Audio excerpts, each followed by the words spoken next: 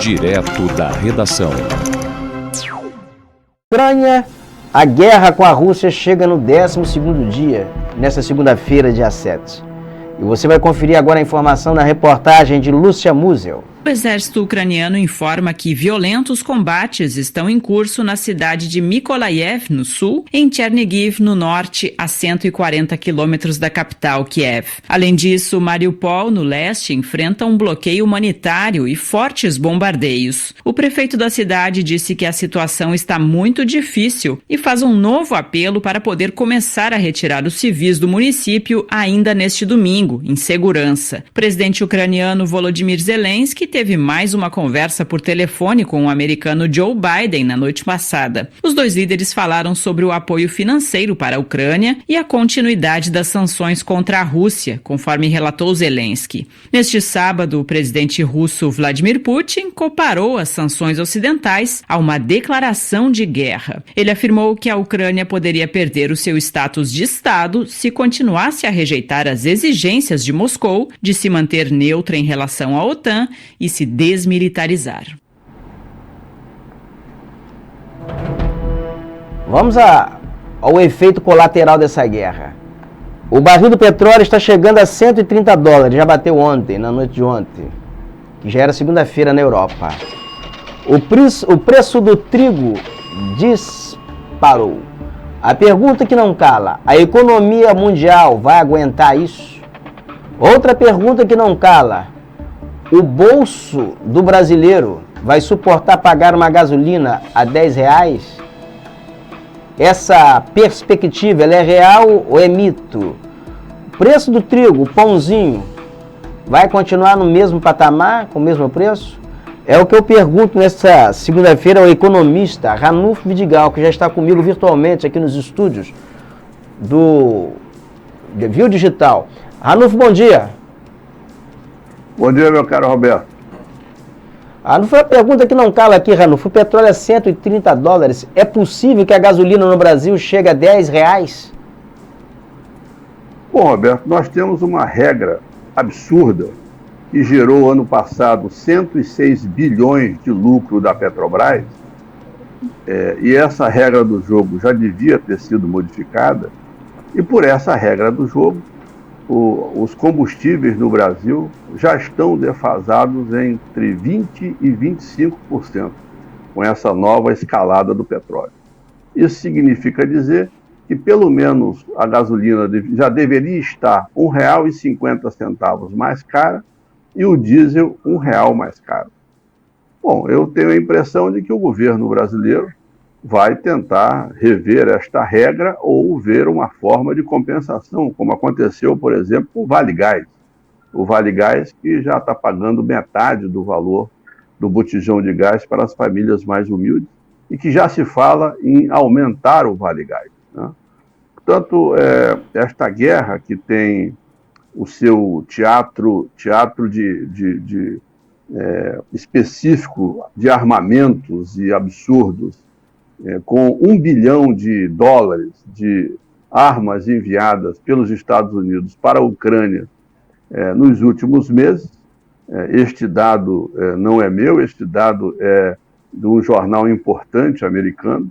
E do outro lado temos a Rússia, que é o segundo maior arsenal atômico do planeta.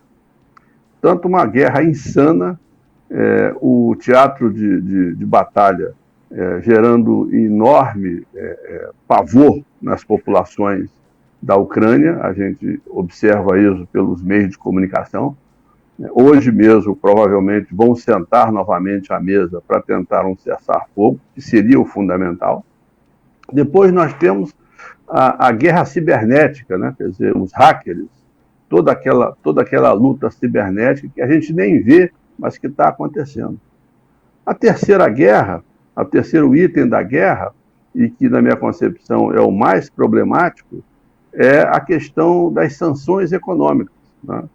Tenho a impressão, quase a certeza, de que a OTAN e o governo americano estão nesse momento forçando a Rússia a sangrar, a destruir forças produtivas e a ter grandes dificuldades no seu giro financeiro.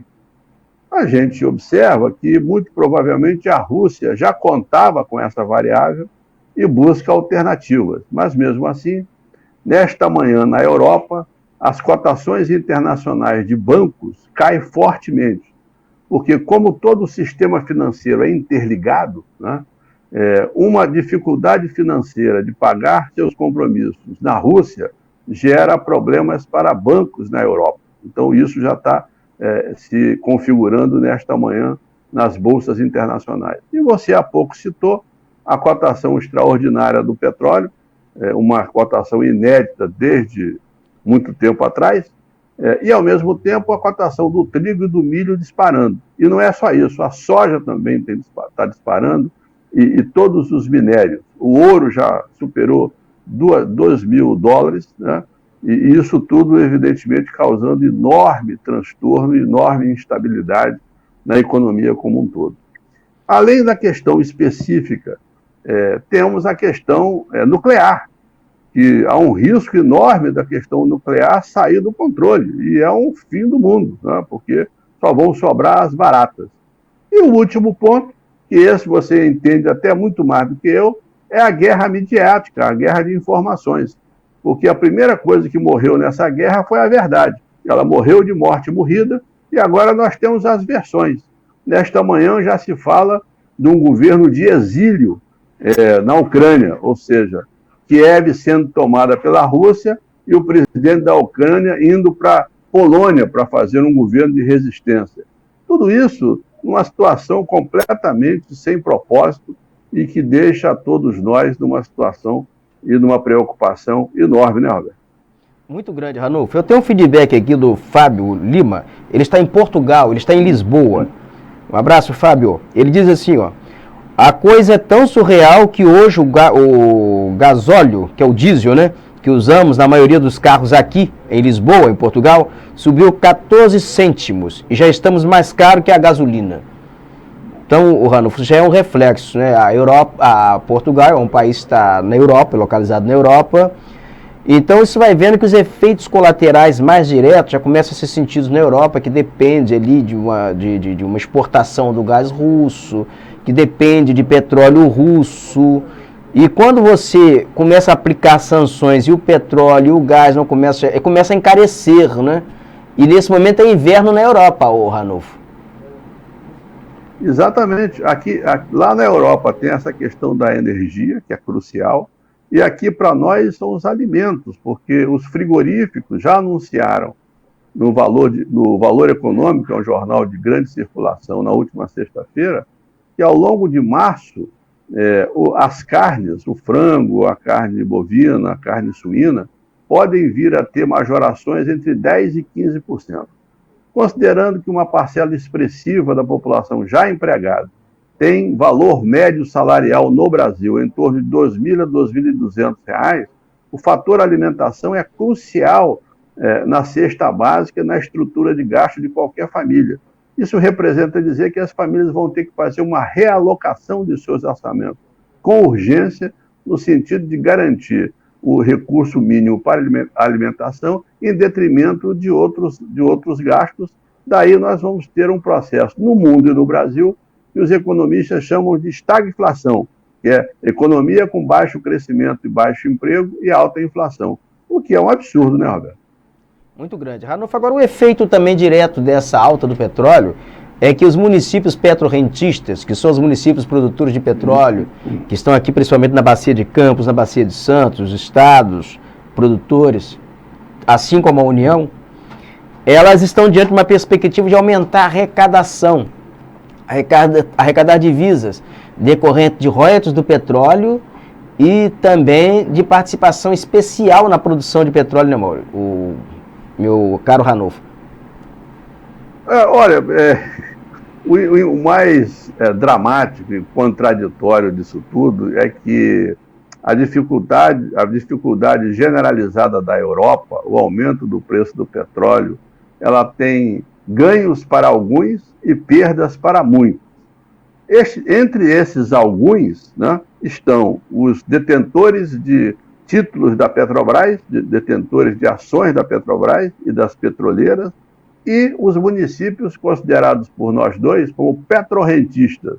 Eles vivem das rendas do petróleo. O petróleo disparando, os orçamentos dessas cidades vão ficar muito irrigados. E aí a grande tarefa dos prefeitos da região é devolver esse dinheiro para a sociedade na forma de políticas públicas de saúde, de infraestrutura, de educação, melhoria do padrão salarial dos seus servidores rapidamente. Porque assim o dinheiro volta à economia, isso gira no comércio, gira nos serviços e pelo menos a gente tem uma situação de reequilíbrio para o mercado de trabalho em nossa região. Porque senão o que vai acontecer é uma situação de concentração de renda e mais pobreza, o que nesse exato momento é um absurdo total. Meu caro Ranulfo Vidigal, economista, colunista do Portal Viu, muito obrigado, Ranulfo, pela sua participação aqui no programa Direto da Redação. Um abraço e uma ótima semana para toda a equipe do Portal Viu e parabéns à sua campanha, Roberto, de defesa da Rádio Nacional e da Rádio MEC AM. Parabéns, nós não podemos perder estes dois patrimônios da cultura brasileira. De forma alguma. Estou completando 100 anos. Muito obrigado, Ranulfo.